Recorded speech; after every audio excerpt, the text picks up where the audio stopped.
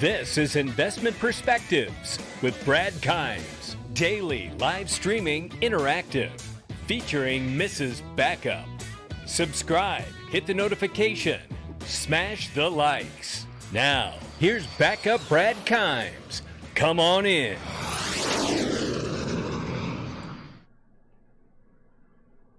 Good morning. Welcome back to Investment Perspectives, everybody. I'm Brad Kimes. You can follow me on Twitter at Backup Bradley. We are going to talk about the concept of the end of cash. Now, I know it's still a ways off, and a lot of you are going to say, "Now, wait a second. This is a leap too far, right? A bridge too far." I'll say this, and I've said this before, but in a time where we're looking at a pandemic, we're looking at a world shutdown of the economy, self-isolation, quarantine. What is normal? What is a bridge too far these days? Let's take a look at this. There's a great article by Reuters, and I also want to talk about not only the possibility of being on the path to the end of cash, but let's also talk about the things we've seen around the globe too. That recently, before we get into this, Spain is deploying a basic income to citizens to ease from the pandemic that has been going on. Spain has approved the first nationwide basic income. And I mean, we're not talking small amount of money here. We're talking 1,108 euros per month. Wow. Now, we've been wrestling with this same notion and this same idea here in the United States because of the fact that, so many people have been deliberately shut down and put out of work. Recently, we saw, I think it was earlier this morning, I saw that Tuesday morning, the little trinket stores that sell a lot of, home products and things like that has just filed for bankruptcy, as well as many others over the past several weeks. Now, does that mean that they're going to completely go away? Not necessarily. You may see an investment group come in and buy that company for pennies on the dollar. But the reality is there will be restructuring if they remain as a company, no matter what company it is. And if it does remain, instead of completely fold, you can bet your bottom dollar there'll be a lot of people out of a job. So these are things that are taking place at the backdrop of this conversation, the end of cash. Let's listen to this quick clip here from Reuters. It's very good. How hygienic is a banknote? The World Health Organization has warned not very. Germs can allegedly linger on a surface for 3 to 4 days. China has been disinfecting banknotes and ATMs, and its central bank is rushing to create the country's own digital currency. Russia has told banks to limit ruble notes in circulation and urged consumers and businesses to use digital payments. Is this the beginning of the end for cash? And is the world ready? Actually, many countries have already been on their way to becoming cashless, or wanted to be. In Kenya, more than 75% of adults use the mobile wallet service M-Pesa.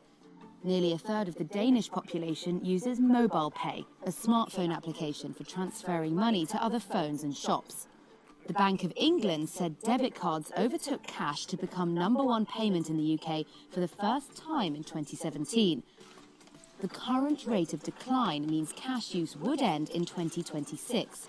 That's according to the new Access to Cash review research authored by former financial ombudsman Natalie Seeney. But despite the rise of digital wallets, banknotes and coins continue to be important. In the UK, there are currently over £70 billion worth of notes in circulation. That's roughly twice as much as a decade ago.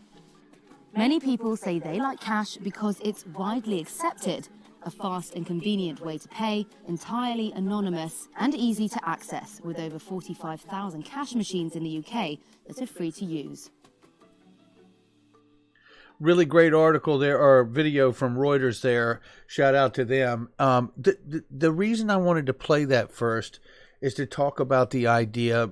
First of all, they say it's projected in the UK that if they continue the trend that the UK's on, you could see them physically going cashless away from the money by 2026. It's not that far away. We're talking 6 years here. So, in respect to that conversation, you have to ask yourself, what is needed in order to make something like that viable or even a possibility? And what is needed is infrastructure. And that brings me to this. Now, I first saw this originally back in the day from Love for Crypto. XRP Arcade, shout out to him, has done an amazing article here with some other benefits inside of this article that support this framework. And let's just take a look at this framework, or otherwise known as market infrastructure. All right, let's take a look at this for a second. So here we go. The first image. Now this image right here, and I will blow it up so you can see here, is market infrastructure from a consulting company, Everest. And here it clearly shows the local payments, the RTGS systems, central banks, right, liquidity providers, all running on Ripple's network. This has been around for quite some time. 2017, this consultation was done. And this has been news ever since, I believe, Kurt from Love for Crypto broke that wide open. And let's just take a look at a couple of these other images that go along with it here. Here's the other image that I want to show you guys. Open this up. You can get a further look here at how they break down the image.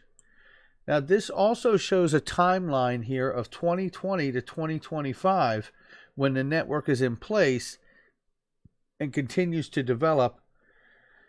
And it's interesting enough because 2020 to 2025, and then the projection of Reuters on the trend they're on to switch into digital money and digital wallets and self-banking, that by 2026, even according to Reuters, the UK could be cashless. That's quite interesting the way those timelines work out there. Now let's go ahead and bring up the other one here. Let's take a look at this one here. Another look at the framework here that also shows the depth of platforms that you could see this on. Notice you do see blockchain DLTs, capital markets, trade finance, Internet of Things, payment platforms, marketplaces, other platforms. So we're talking about Hyperledger Fabric, Corda R3, right? Ethereum, digital asset Hyperledger, or holdings, digital asset holdings, excuse me. Capital markets, you see all these other companies, Bloomberg, Calypso, DTCC, trade finance, SAP, IBM, Oracle, Internet of Things, Intel, Tesla, Apple, so on. Android, and then platforms, payments, Apple Pay, Google Pay, Android Pay, Alipay. You see the whole thing here. Amazon, Rakuten, eBay, Airbnb, Facebook, Microsoft, Google, Netflix, Uber. You see the extent of what we're talking about here, and this is all projected in the time frame of 2020 to 2025.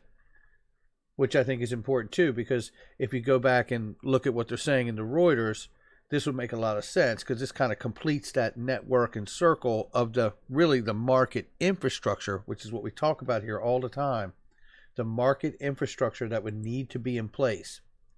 Now, again, this consultation, these diagrams from Everest, all of this was done in 2017, but the timeline seems to be well on point. If you go down further in Leonidas's article, XRP Arcade's article, check this out. I want to play this clip here from the gentleman from Everest, and I want to play this clip here at 7:25 will be good enough for us here. And let's listen to what he says. And this is actually from 2019. Shout out to the research that Leonidas does. It's really fantastic. So here we are just a year ago supporting the data we saw from 2017. Listen. We started the blockchain practice around 3 years ago. We were kind of early in this game. When everyone was looking at the Bitcoin price going up or down, we thought, this is great, but what we really like, besides getting rich or not, which most of the people did, or at least myself, is the technology underneath it, the one powering the actual cryptocurrencies. That's right. And that's the part that we focus on, and the technology that we thought that we could leverage to solve real use case for our banking clients, because that's the industry that I focus on.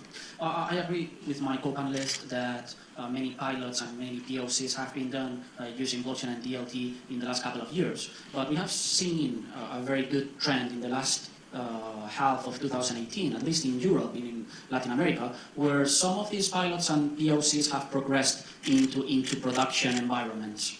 For example, we ourselves have Entity, have been one of the first companies to put into production technology from Ripple on a retail bank to perform cross-border payments, effectively letting users transfer GBP to euros, any bank in the Eurozone, or GBP to US dollars, any bank in the US. So we are starting, and that's very real, that's in the street already and people can use it. So we are seeing that the technology obviously is stable and mature enough, and on the bank side, the risk aversion that we were seeing suddenly is going away. And boom. The risk aversion that they were seeing on the bank side is going away, which means you're going to see a flood more of these banks and remittance companies coming into this space and getting onto this system. Now, let's play one more clip here from Leonidas's work here, which is really great. And guys, you can obviously go to his Patreon, become a member, and help him out. Here we go. Let's play this at 7:29 again. And this is a really, really great clip here. We got two little spots to hear here. We are still relying on technology that is now 76 years old, okay? Comes online banking and PayPal, and then in 2007 the iPhone, and more recently neobanks like Revolut, for example, okay? You have to remember that we are still relying on technology that is now 76 years old. So what he's talking about is the mainframe of the banking system is actually 76 years old. I watched this whole video this morning, sped up, but this is a great video that gives in the front of it the history of how banking got to where it is today and how antiquated it actually still is. And a lot of the mainframe of the banking system is still operating on a foundation layer that is 76 years old. Unbelievable. Now, let me skip ahead here to a new spot because I just wanted you to hear just how badly the banks need to do something. And it also reinforces the notion that banks are not innovators. They never have been and they never will be. Let's see here. I'm going to let this play a little bit. It really starts at 24:40. I don't have the time to explain every single detail on why Notice this is so simple. Corda and Ripple down here in the corner. Oversimplifying it so you believe me more, okay? But trust me, I mean, if you want to have a conversation on why we are going from this to this, I will sit down with you and I properly explain, okay? The most important thing here to understand is that we go from a centralized network with multiple versions of the truth where I have to trust people and which is highly error prone to something that is decentralized and distributed. That means that the information is shared between the multiple participants of the use case, and there is no central regulator that says you are right and you are wrong. Everyone has the same version of the truth, and that's something that I have repeated many times because it's very important. And that version of the truth might be right for all or wrong for all, but we will never have to discuss about there being different versions. That's amazing. We don't have to trust in people, we can trust in cryptography, I like that. And we can trust in consensus algorithms, which up until today are highly secure.